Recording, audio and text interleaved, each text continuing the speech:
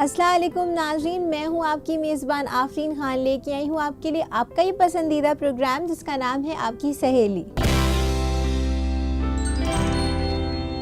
नाज़रीन, आज हम आपके लिए लेकर आए हैं फैशन एक्सपर्ट टॉक, जिसमें हमारी फैशन एक्सपर्ट आपको बताएंगे कैसे इजाफा कर सकते हैं आप अपने फैशन सेंस में, और साथ ही साथ आपको ले चलेंगे हौसलों की उड़ान की तरफ। इससे पहले शुरुआत करें आज के इस एपिसोड की, चलिए देखते हैं इसकी एक छोटी सी झलक। आपको अपनी पर्सनालिटी को एनहांस करने के लिए कलर्स पहनना चाहिए, ना ही इसलिए कि बस वो कलर्स दिखाई दे। हिम्मत, जज्बा और अज़्म की बुलंदी ही हर कामयाब इंसान की कामयाबी की सफ़र को आसान बनाती है। आज हम जिस शख्सियत से आपका तारुफ करवाने जा रहे हैं वो इसकी एक बेहतरीन मिसाल है। तो नाज़रीन, चलिए बढ़ते हैं हमारे पहले सेगमेंट की तरफ, जिसका नाम है फैशन एक्सपर्ट टॉक। नाज़रीन, जैसे कि हम सब जानते हैं कि समर्स का आगाज़ हो चुका है और इस समर्स हम बहुत ज़्यादा कलरफुल दिखना चाहते हैं, तो हम अपनी फैशन एक्सपर्ट से जानेंगे कि कौन से कलर्स इन होंगे हमारे समर सीजन में।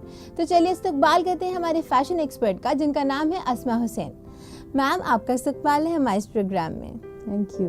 जैसे कि हम सब जानते हैं कि गर्मियों का आगाज़ हो गया है और इस गर्मियों में हम सब कलरफुल दिखना चाहते हैं, बहुत ज़्यादा फ्रेश दिखना चाहते हैं। तो कैसे ट्रेंड्स देखने को मिलेंगे इस समर्स में, ये आप हमें बताइए। इस सीज़न में जैसे कि स्प्रिंग और समर्स आते हैं तो बहुत ही जो खुश रंग कहते हैं जिसको, bright colours but not in the sense के बहुत चटकीले, लेकिन खुश रंग जो है वो फैशन में है, जिसमें आप पिंक के शेड्स हैं और पीच के शेड्स हैं, येलो के शेड्स हैं, लाइम ग्रीन के शेड्स हैं। इस टाइप के जो ब्राइट कलर्स हैं वो इस साल फैशन में होंगे। और कलर्स का जो भी शेड है वो हैप्पी वाला होना चाहिए। जैसे आप देखते हैं कि पिंक में भी बहुत सारे शेड्स होते हैं, आप मैजेंटा से लेके और पेस्टल पिंक तक जा सकते हैं, वो सारे पिंक कहलाते हैं। लेकिन कौन सा वाला पिंक जो है वो आप चूज़ कर रहे हैं, वो आपको ध्यान रखना पड़ेगा कि इस सीज़न में जो हैप्पी पिंक है, पिंक मतलब जो ब्राइट पिंक होता है और वहाँ से आप मैजेंटा के टोन को टच करें, या आपने अगर पेस्टल पिंक लिया है तो पेस्टल पिंक में मैजेंटा का कोई एक टच है या कोई टोन है। तो इस तरह का जो कलर कॉम्बिनेशन है वो बहुत ज़्यादा फैशन में है। इसी तरह से आप अलग अलग शेड्स ले सकते हैं। जैसे पीच का शेड है, आप उसको ग्रे के साथ, सॉफ्ट सिल्वर ग्रे के साथ मिक्स कर सकते हैं। आप येलो को सिल्वर के साथ मिक्स कर सकते हैं, और फिरोज़ी ब्लू जो है उसके एक्वा के साथ शेड्स लगा सकते हैं। जैसे आपका ग्रीनिश एक्वा ब्लू है, वहाँ से लेके और आप डीप ब्लू तक चले गए। तो ये जो ग्रेडिंग है, शेड्स हैं, वो फैशन में है। तो आप ना ही सिर्फ एक कलर पहने, बल्कि उसी कलर के कई शेड्स को एक साथ एक आउटफिट में यूज़ करें। तो इस तरह से जो है वो फैशन में इस साल इस सीज़न में जो है वो कलर्स आपको देखने को मिलेंगे। मैम, जैसे कि हम सब जानते हैं कि पिंक कलर बहुत ही ज़्यादा खूबसूरत होता है, उसके बहुत सारे शेड्स होते हैं। जैसे कि एक आपने पिंक कलर पहना, ये बहुत ज़्यादा खूबसूरत लग रहा है माशाल्लाह, तो इसके बारे में आप हमें बताइए। Yes, definitely. आप देखिए कि ये मैजेंटा पिंक है, शॉर्ट कलर जिसमें डबल शेड्स आते हैं, थोड़ा सा ऑरेंज का टोन भी आता है, और शर्ट जो है वो भी पिंक है। लेकिन उसको टोन डाउन करने के लिए हमने इसके ऊपर ब्लैक जैकेट पहनी, जिसके ऊपर ये सारे कलर्स की एम्ब्रॉयडरी की हुई है। तो इस तरह से आप कहाँ जा रहे हैं, कलर्स जो भी आपने पहना है वो आप ऑफिस पर्पस के लिए यूज़ कर रहे हैं, या आप किसी पार्टी में जा रहे हैं या लंच में जा रहे हैं, उसके हिसाब से आप के जो कलर्स हैं उसका टोन फ़र्क हो जाता है, या उसके साथ जो आपने कॉम्बिनेशन यूज़ किया है वो फ़र्क हो जाता है। अब अगर आप किसी ऑफिस में जा रहे हैं तो आप ऊपर से नीचे तक पिंक होकर नहीं जा सकते, तो आपको उसको टोन डाउन करने के लिए उसके साथ ग्रे या ऑफ वाइट या पिंक के साथ आपका ब्लैक, ये कलर्स को यूज़ करना पड़ेगा। तो इस तरह से आपको ये देखना ज़रूरी होता है कि आपका ओकेज़न क्या है। वैसे ही अगर आप किसी लंच में जा रहे हैं, जो कि आपका कोई वेडिंग से रिलेटेड लंच है या कोई गैदरिंग है जिसमें किसी बच्चे की सेरेमनी है, तो उस तरह के लंच में आप शिफॉन जैसे फैब्रिक्स के ऊपर आप आराम से ब्राइट कलर्स पहन सकते हैं, उसके ऊपर कुछ एम्ब्रॉयडरी भी हो सकती है। और आप ऐसे भी कर सकते हैं कि आपने कोई पेस्टल टोन यूज़ किया और उसी का ब्राइट टोन जो है उससे आपने एम्ब्रॉयडरी थ्रेड से कर दी उसके ऊपर।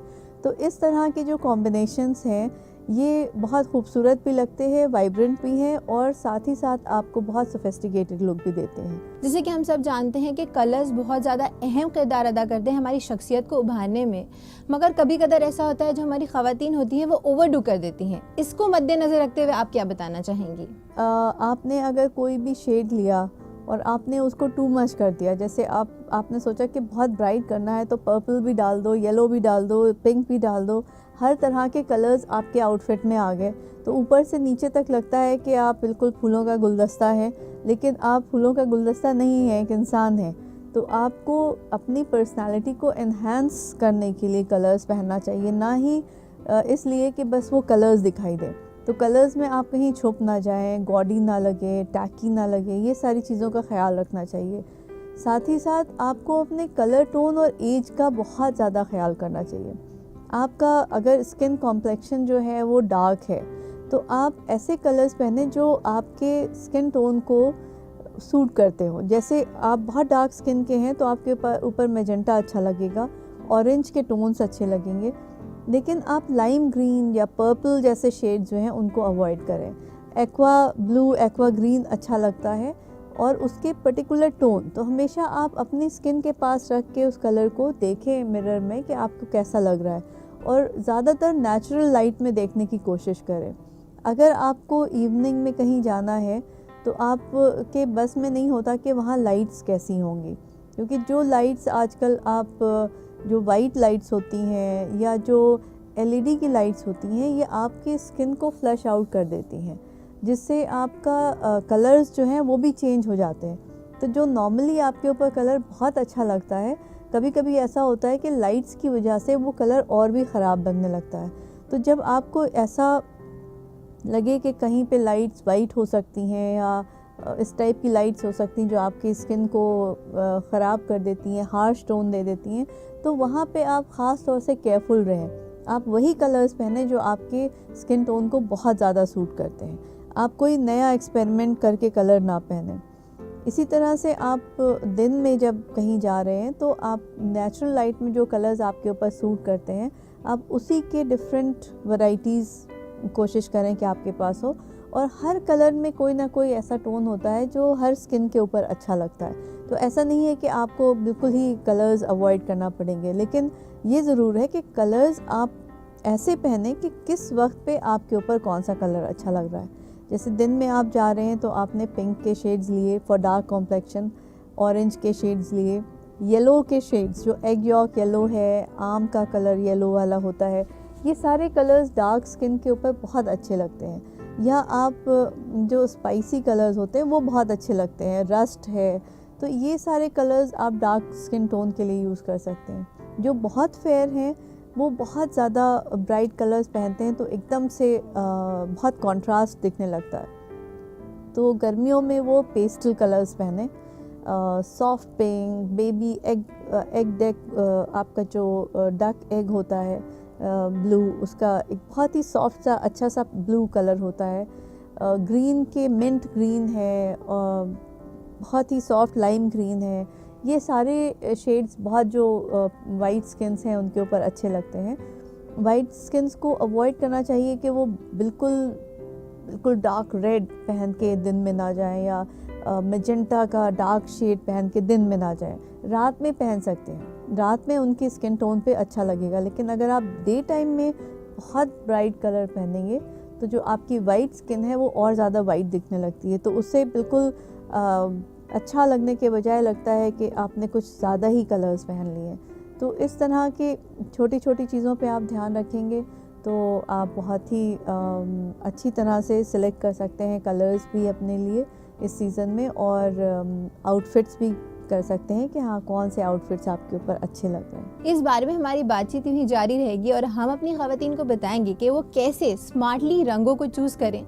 तब तक के लिए अपने नाज़रीन को याद दिला दूं, अगर उनके भी हैं कोई भी सवाल जिनके जवाब चाहते हैं वो हमारे एक्सपर्ट से, या देना चाहते हैं हमें अपना बेशकीमती फीडबैक, तो वो हमें मेल कर सकते हैं। और हाँ नाज़रीन, अपने सवालात अब हम तक पहुंचा सकते हैं फेसबुक के जरिए भी। हमारा ईमेल आईडी है aks@etv.co.in।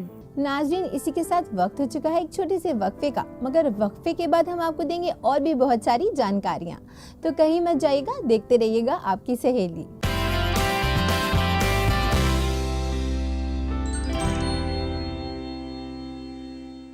नाज़रीन, वक्फे के बाद आपका खैर मकदम है इस प्रोग्राम में जिसका नाम है आपकी सहेली। नाज़रीन, जैसे कि हम बात कर रहे थे रंगों के मुतालिक, तो चलिए अपनी बातचीत को यूं ही आगे बढ़ाते हैं।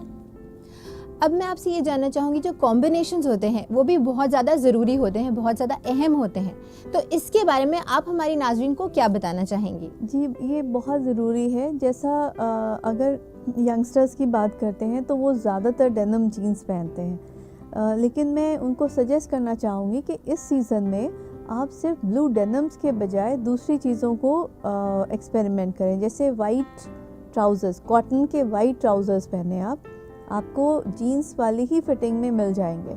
आप फिटिंग और स्टाइलिंग जीन्स के जैसी रखिए, लेकिन आप डेनिम मत पहनिए, उसके बजाय वाइट कॉटन ले लीजिए या खाकी ले लीजिए या बेज का पेस्टल टोन ले लीजिए। ये सारे कलर्स जो हैं वो समर्स के कलर हैं। और अगर आप डेनिम भी पहनना पसंद करते हैं तो डेनिम का जो लाइट वेट डेनिम होता है, जो बिल्कुल हल्का सा कॉटन होता है, और उसका लाइट शेड जो एक्चुअल जीन्स का शेड होता था, बिल्कुल लाइट स्काई ब्लू, गर्मियों में आप ये कलर्स अपने ट्राउज़र्स में पहनिए और इसके साथ आप कॉम्बिनेशंस बनाइए।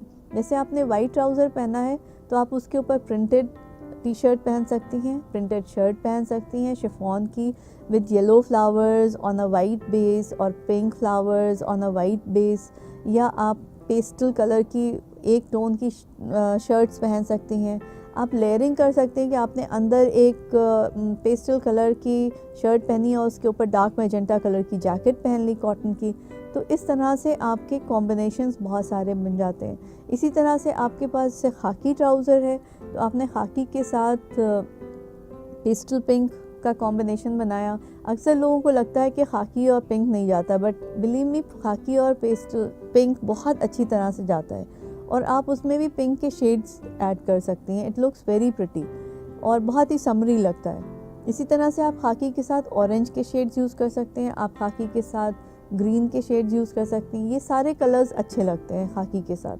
और आप इसी तरह से बेज कलर के साथ भी कई कलर्स पहन सकते हैं, जैसे ऑफ वाइट है और आपका ब्राउन के टोन्स हैं, या पिंक और ऑफ वाइट और ऑरेंज के कॉम्बिनेशंस हैं। तो इस तरह से आप बेज के साथ बहुत सारे कॉम्बिनेशंस बना सकती हैं। फिर ऑफ वाइट और वाइट तो समर्स का एक मस्ट कलर होता है कि आपके पास एक शर्ट ज़रूर होना चाहिए जो आप किसी भी ट्राउज़र के साथ पहन सकें। इसी तरह से जो आपका ब्लू डेनिम है उसके साथ भी आप बहुत सारे कलर्स पहन सकते हैं। तो जैसे हम लोग ने पहले बात की थी कि पिंक के शेड्स, ऑरेंज के शेड्स या एक्वा ब्लू के शेड्स, आप डेनिम के साथ कोई भी चीज़ जो है वो कंबाइन कर सकते हैं। लेकिन क्योंकि समर्स में आप लाइट ब्लू डेनिम पहनेंगे तो आप ब्राइट कलर्स उसके साथ अवॉइड करें। जैसे डार्क रेड है या डार्क ऑरेंज है, ये कलर्स शायद उस ब्लू के साथ इतने अच्छे ना लगें।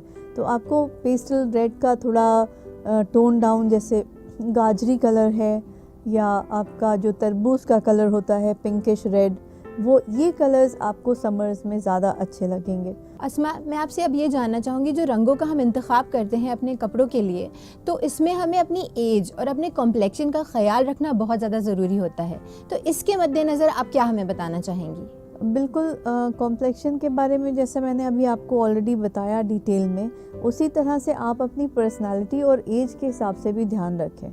अगर आप यंग हैं और सिर्फ कॉलेज में जा रहे हैं या अभी पढ़ाई कर रहे हैं, प्रोफेशनल हैं, तो आप बहुत सारे एक्सपेरिमेंट्स कर सकते हैं। आप बहुत से ब्राइट कलर्स और नए स्टाइल्स को एक्सपेरिमेंट कर सकते हैं अपनी बॉडी टाइप भी देखते हुए। अगर आप दुबले पतले हैं तो आप बहुत सारे स्टाइल्स को पहन सकते हैं, कैरी कर सकते हैं। लेकिन अगर आपका वेट ज़्यादा है तो आप डेफिनेटली बहुत सोच समझ के स्टाइल्स जो हैं वो एक्सपेरिमेंट करें। और इसी के साथ साथ एज, अगर आप अबव 40 अबव 50 हैं और आप बहुत ही ज़्यादा यंग वाइब्रेंट कलर पहनने की कोशिश करते हैं तो आप कभी कभी टू मच लगने लगता है। तो आप उसको ज़रूर ध्यान रखें। ये नहीं है कि आप कोई भी कलर ना पहने, लेकिन हर कलर का एक पर्टिकुलर शेड होता है। आपको अगर पिंक अच्छा लगता है तो आप पेस्टल पिंक से स्टार्ट करें, और मे बी आपका दुपट्टा डार्क ब्राइट पिंक है और आपकी शलवार डार्क ब्राइट पिंक है, लेकिन आपका जो कुर्ता है वो पेस्टल है।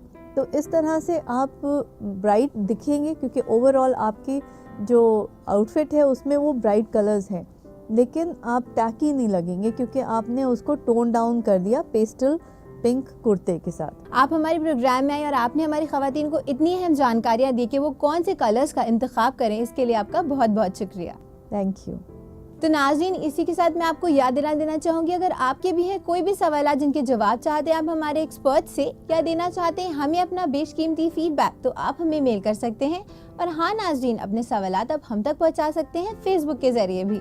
हमारा ईमेल आईडी है aks@etv.co.in।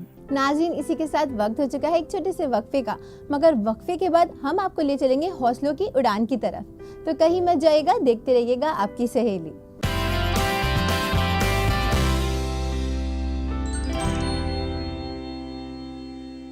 तो नाज़रीन, वक्फे के बाद आपका खैर मकदम है इस प्रोग्राम में जिसका नाम है आपकी सहेली। नाज़रीन, अब वक्त हो चुका है कि हम बढ़े हमारे दूसरे सेगमेंट की तरफ जिसका नाम है हौसलों की उड़ान। नाज़रीन, हम सब जानते हैं कि हमारी जो ख़वातीन होती हैं वो बहुत ज़्यादा स्पेशल होती हैं और वो ये साबित कर देती हैं कि अगर कुछ ठान ले तो वो ज़रूर अचीव कर सकती हैं। आज की जो हमारी खातून हैं, इन्हीं ने भी कुछ ऐसा अचीव करके दिखाया है। तो चलिए देखते हैं ये कौन है।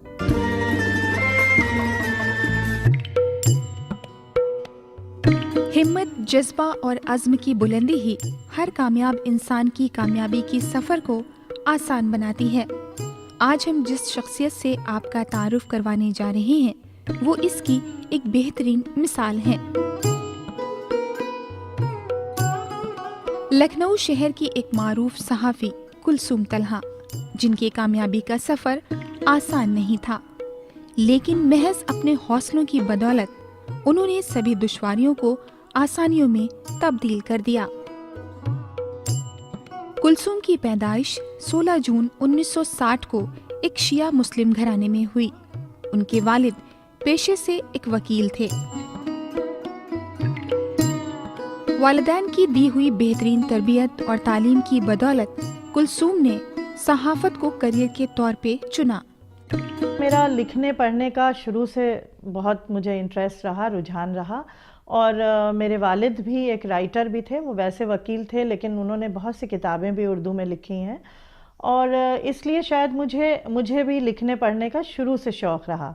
तो शुरू में तो मैं जो मैगज़ीन्स आती थी उनके बच्चों के जो कॉलम्स होते थे, चिल्ड्रंस कॉलम में, उसमें मैंने आर्टिकल्स भेजे, फिर यूथ कॉलम में मैंने आर्टिकल्स भेजे, और उसके बाद सन 1983 में मैंने एक तरह से जर्नलिज्म में अपनी एंट्री ली। कुलसूम ने जब times of India newspaper join किया, उसी वक्त उनकी मुलाकात ओसामा तलहा से हुई, जो एक सहाफ़ी थे जिनसे 1986 में उनकी शादी हुई। औरत को हमेशा पहले तो अपने घर में लड़ना पड़ता है, सोसाइटी में लड़ना पड़ता है, और फिर अपने ससुराल में भी लोग इस तरह के प्रोफेशंस को, जिसमें आप रात के 3-3 बजे लौट रहे हैं एडिशंस छोड़ के, ये बहुत अपने आप में कॉमन नहीं है। लेकिन मुझे लगा कि मेरे घर में और मेरे इन लॉज ने सबने इसको सपोर्ट किया। मेरे हस्बैंड एक जर्नलिस्ट थे, उनका इंतकाल 1995 में हो गया, लेकिन उन्होंने भी मुझे पूरा इनकरेजमेंट दिया। 2001 में कुलसूम ने इंडियन एक्सप्रेस ज्वाइन किया और 2004 में एसोसिएटेड प्रेस न्यूज़ एजेंसी का हिस्सा बनी, जिसका हेडक्वार्टर वॉशिंगटन में था। कुलसूम तलहा को सहाफ़त के शोबे में किए गए उनके बेहतरीन काम के लिए बेशतर अवार्ड से नवाजा गया। कुलसूम को उनका पहला अवार्ड स्टेट वुमेन कमीशन की जानिब से हासिल हुआ। इसके अलावा कुलसूम को Ejaz Rizvi memorial award, lions club award, Kaifi Azmi award और यूएन की जानिब से लाडली अवार्ड भी हासिल हुआ। मुझे याद है कि सबसे पहला अवार्ड मुझे जो मिला था वो एक ऐसी तंजीम थी जो मेरे पास आए, वो मुझे शायद जर्नलिज्म में आए हुए कुछ ही वक्त हुआ होगा, और उन्होंने मुझसे कहा कि हमारी तंजीम आपको एक ऑनर करना चाहती है। तो मैंने उनसे पूछा कि मैंने किया क्या है, मैंने तो अभी कुछ भी नहीं किया है, आप किस चीज़ के लिए मुझे रिवॉर्ड और अवार्ड कर रहे हैं। तो उन्होंने मुझसे एक बहुत अच्छी बात कही, कहने लगे नहीं, आप इस फील्ड में आई हैं और आपने एक मिसाल कायम की है, और आपने हमारे आगे की जो लड़कियां हैं उनके लिए एक मिसाल कायम की है, और इसलिए हमें लगता है कि आपको ऑनर करके एक जनरेशन को हम आगे बढ़ाने की एक आइडियल सामने रख सकते हैं। कुलसूम तलहा एक बेहतरीन सहाफ़ी के साथ साथ एक नेक दिल इंसान भी हैं। उनकी कलम से निकले हर एक लफ्ज़ में सच्चाई का अक्स झलकता है। सियासी, सखावती और समाजी मसाइल पर उनकी कलम को इख्तियार हासिल है। अपने घर का माहौल देख के जो भी उसमें टैलेंट है उसमें आगे बढ़ना चाहिए। जैसे मैंने कहा कि अगर मेरे घर में, मेरे ससुराल में मेरे घर वाले अगर इनकरेज ना करते, सपोर्ट ना करते, तो शायद मैं आगे ना कर पाती। मुझे लगता है कि हर औरत को ये समझ के कि जो वो काम करने जा रही है उससे उसके घर की खुशी बढ़े, घटे नहीं, उसे ज़रूर आगे आना चाहिए। कुलसूम तलहा की सहाफ़त को दी गई उनकी बेशुमार खिदमात और उनके बेहतर मुस्तक़बिल की दुआ के साथ अक़ीदत भरा सलाम। तो नाज़रीन, ये तो थी कुलसूम तलहा, जिन्होंने जर्नलिज्म के शोबे में अपना नाम रोशन किया है और साथ ही साथ उन ख़वातीन के लिए रास्ता खोला है जो इसमें जाने के लिए हिचक करती थी। इसी के साथ नाज़रीन, मैं आपको याद दिला देना चाहूँगी, अगर आपने भी किया है कुछ ऐसा काम और आप चाहते हैं हम शोकेस करें आपको हमारे इस प्रोग्राम में, तो अपनी डिटेल्स आप हमें लिख भेज सकती हैं। हमारा ईमेल आईडी है aks@etv.co.in। नाज़रीन, इसी के साथ वक्त हो चुका है मैं आपसे कहूँ अलविदा, लेकिन होगी आपसे फिर मुलाकात बहुत सारी नई जानकारियों के साथ। तब तक के लिए रखिए अपना ख्याल और हमारी पूरी टीम को दीजिए इजाज़त। खुदा हाफिज़।